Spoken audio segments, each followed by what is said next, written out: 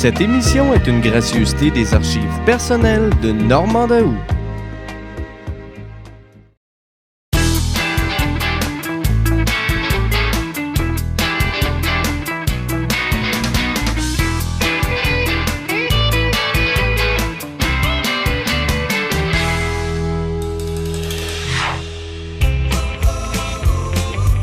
Télévision, radio, transistor.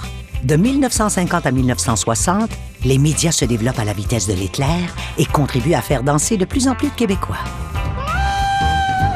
L'arrivée de la télévision en 1952 allait chambouler le Québec.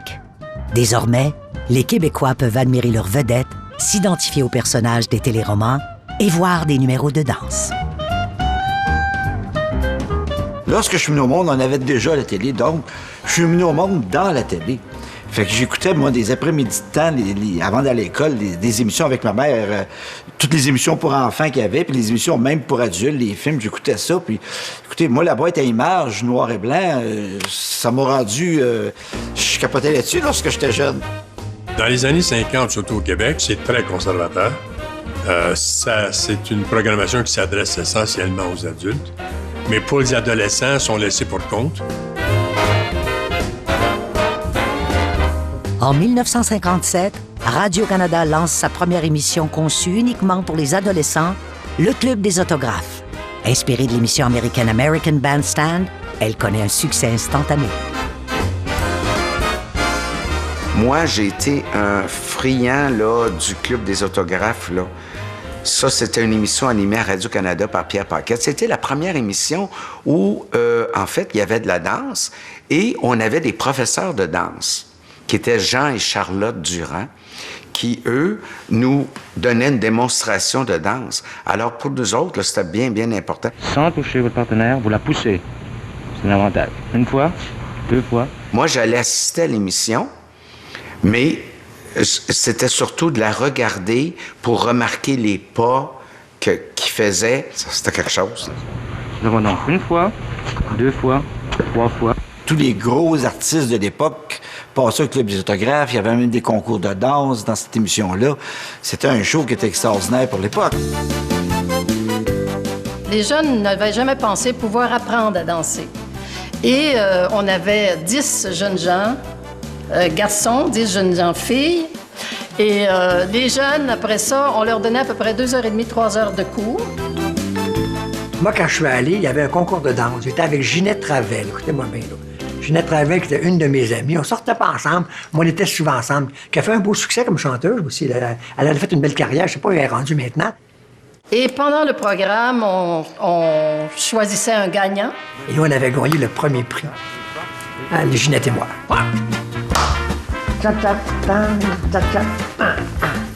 Yeah. L'émission Le Club des autographes disparaît en 1962.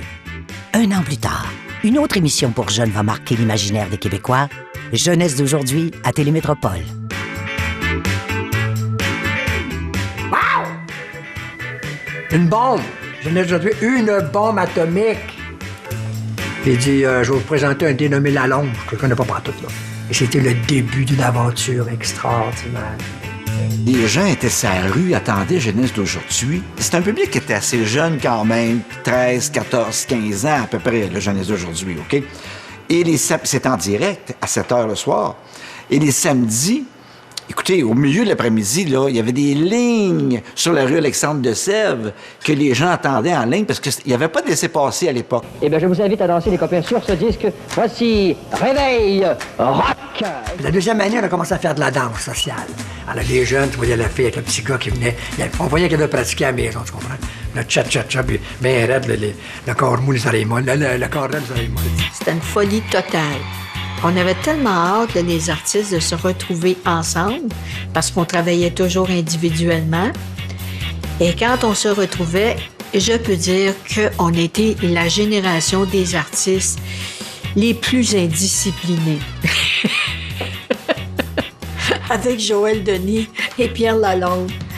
Les Classel puis les Baronnets, c'était la folie furieuse. les artistes arrivaient vers le milieu de l'après-midi. Puis vu que c'était du lip-sync, mais il n'y avait pas besoin d'avoir d'orchestre, puis ajuster les micros, puis ajuster tout le système de son. Fait qu'ils faisaient une répétition dans l'après-midi, puis ça finissait là. Et lorsque le show commençait à 19h, à 7h, bien là, ils refaisaient la même chose qu'il avait fait dans l'après-midi. Fait que mais c'était toujours l'apothéose. Ça garochait ses danseurs. C'était inconditionnel, là. Lalonde avait de la misère à sortir le soir quand l'émission était finie. Il fallait le cacher dans la voiture, pour le sortir du garage.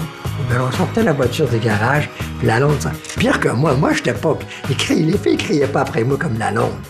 J'avais des filles qui m'aimaient bien, puis qui me trouvaient sexy puis cute. Mais Lalonde, c'était le king. On peut marcher pieds nus à Saint-Tropez. Vous regardez des souvenirs télé de Normand Daou. En 1965, Jenny Rock lance la chanson « Doulio Doulio Saint-Tropez » qui va connaître un énorme succès. Monsieur John Daman, qui était avec la compagnie Select, m'arrive avec une chanson, la chanson thème du gendarme de Saint-Tropez. Et tout de suite, en l'entendant, cette chanson-là, je savais qu'elle m'irait bien, puis je savais exactement comment la chanter là. Et puis, j'ai accepté de l'enregistrer, puis ça m'a comme boosté à un point que je suis devenue découverte de l'année cette année-là. Et quand revient l'été à Saint-Tropez, tous les garçons sont beaux à Saint-Tropez. J'ai inventé des pas pour Doulio Saint-Tropez. Il fallait que je danse, moi. Je l'ai connu là, en dansant le ya-ya. À la même époque, Joël Denis lance le Yaya qui va faire fureur. Viens danser avec moi. Le fameux Yaya. Moi, j'ai pas de mérite pour ça. J'étais en studio, il m'est arrivé une gang de jeunes qui m'ont dit « On a une toune, il est bien le fun, mais on voudrait changer le rythme, faire une danse. On a une danse pour toi. » Il s'appelle le Yaya. Puis ce Yaya-là, ça avait été chanté et créé par les Beatles. Il y a beaucoup de gens qui ne sont pas au courant de ça. Les Beatles avaient fait le Yaya en twist. En dansant le Yaya. Puis Pétu Latlac avait chanté le Yaya aussi en twist. Alors, ils sont arrivés, ils m'ont dit, écoute, on change le rythme, on va faire ça, on va faire le Yaya, on va faire une danse. C'est quoi la danse? 1, 2, 3 de côté, là, 1, 2, 3. OK. Alors, j'ai enregistré ça. On a passé ça un samedi soir et c'était la bombe. La bombe. Une semaine après, c'était le hit partout pendant des mois et des mois. Et ces jeunes-là, qui m'avaient donné la chance de faire cette chanson-là, je les ai pris avec moi pour puis ils faisaient mes danseurs, tu comprends? D'autres succès suivent comme « Hey Hey Lolita ». C'était Paty Galland qui était dans une cage de lion, puis il faisait comme dire au lion, parce qu'elle, c'était comme la lionne, d'embarquer dans la cage tout le long. Il fait comme la fouetter à terre, puis il essaie de la fouetter. On pourrait pas faire ça aujourd'hui, faire semblant de fouetter une femme. On pourrait pas faire ça, écoute, c'est inimaginable aujourd'hui faire ça.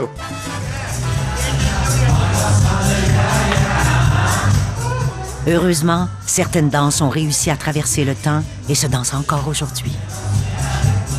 Le Yaya de Joël Denis, mais ça, écoutez, c'est un classique, ça restera toujours. Même si Joël a dit souvent, Joël est déjà venu chez moi à un moment donné pour des émissions, puis moi, j'étais tellement tanné de la chanter, cette chanson-là, j'étais tellement écœuré de la chanter.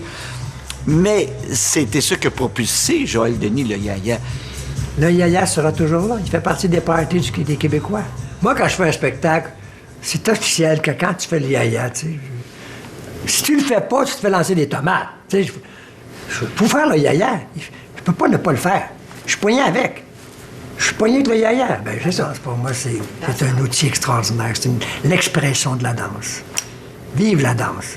Danser, c'est bon pour la santé. Danser.